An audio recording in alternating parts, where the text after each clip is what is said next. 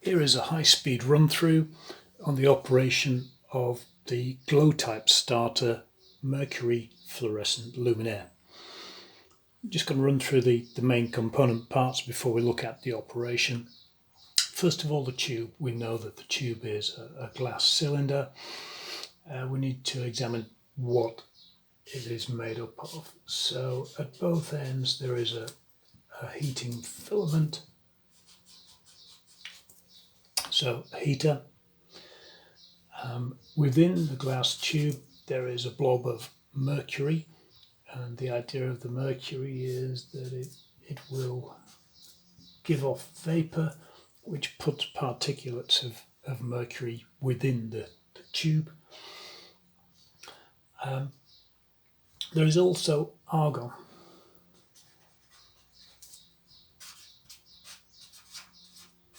Argon gas in there. Let's run through some of the operation. We'll explain the bits as we go.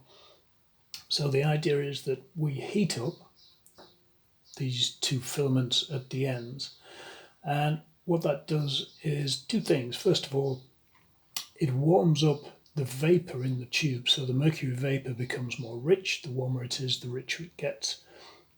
So there's mercury vapor, and also if we heat up a metal, then the metal will give off, it will emit electrons, and that's called thermionic emission.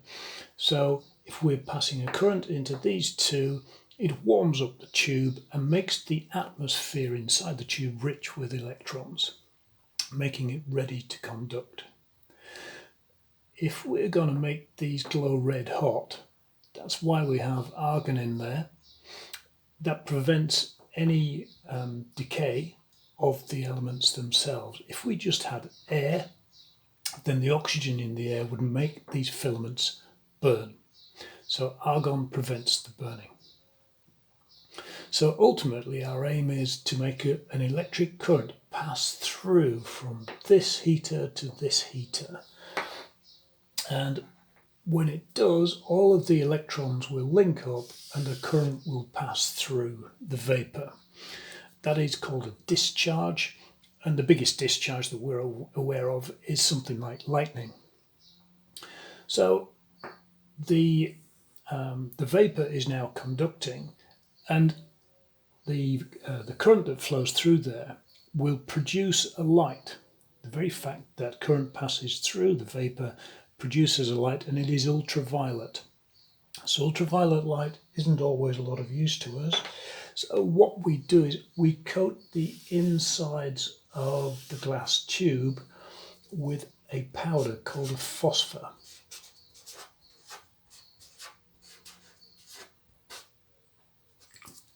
So a phosphor, that's a man-made powder, and that changes what we see. The ultraviolet light will hit the phosphor, and the light that then comes out through the glass will be a different colour, and that's why we see a creamy colour or a whitey coloured light coming off the tubes. Okay, so let's move on to one of the next component parts, the starter, and we'll try and talk through that. The starter is basically a bimetallic strip. So we have two strips of different metal bonded together. If we heat up metal, then it expands. If these two strips are different, then the one that expands further will result in this bending. So we'll end up with something that will look like this, where the top strip has expanded further. So that is what goes within the starter. I'm just going to attempt to draw the starter. My pen's dying on me. So the starter is going to look something like this. Here is the contact, which is our bimetallic strip. And within this starter, and this whole arrangement is about the size of my fingernail, we have neon gas. Okay, so if we apply voltage to this, there is a potential difference from there to there. That will ionize the neon gas. So current passes through the neon and it results in it glowing orange. The fact that the current is passing through here heats up the atmosphere and it makes the bimetallic strip bend.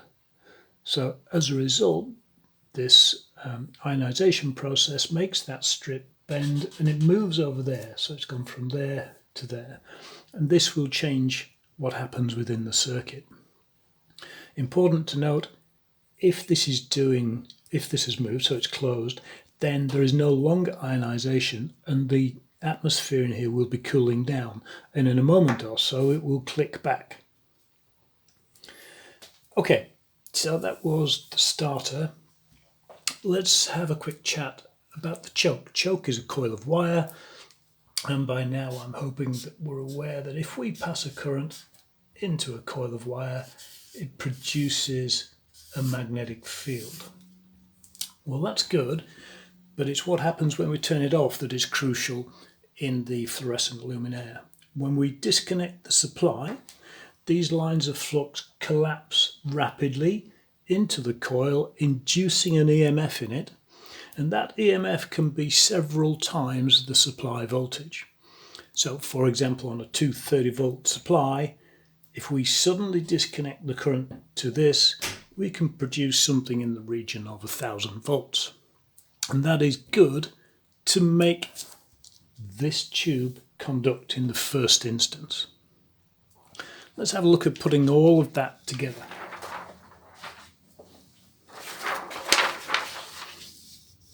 So quite obviously this isn't drawn to any scale whatsoever. Let's run through the basics. We've got a 230 volt supply. Here's our choke, the tube and the starter. The circuit connected will look something like this. In here we've got our bimetal strip. So if we have the supply on at this point, then we've got potential difference from that point to that point. And this will glow and heat up and the contact will move to there. At that point we've completed a circuit and a current will flow through the heaters like so. While the current's flowing, all of the vapor warms up. We've got an electron-rich atmosphere and this is ready to conduct. In the meantime, this is cooling down and the bimetal strip will return to where it started and it will stop this current flow around that path. And if it stops the current flow, then the magnetic field created here will collapse and it will produce basically 1000 volts. So we've suddenly got 1000 volts from here to here, and that is enough to make the tube conduct. So we get ionization and a current passes through the vapor in the tube.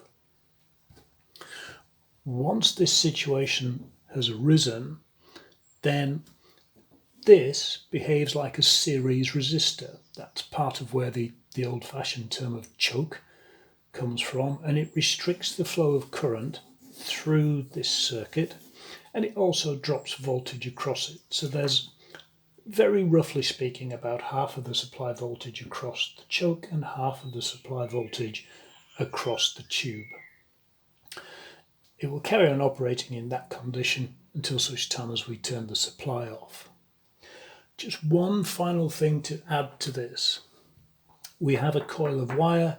This produces a lagging power factor, and across the supply terminals within a fluorescent luminaire there is a power factor correction capacitor.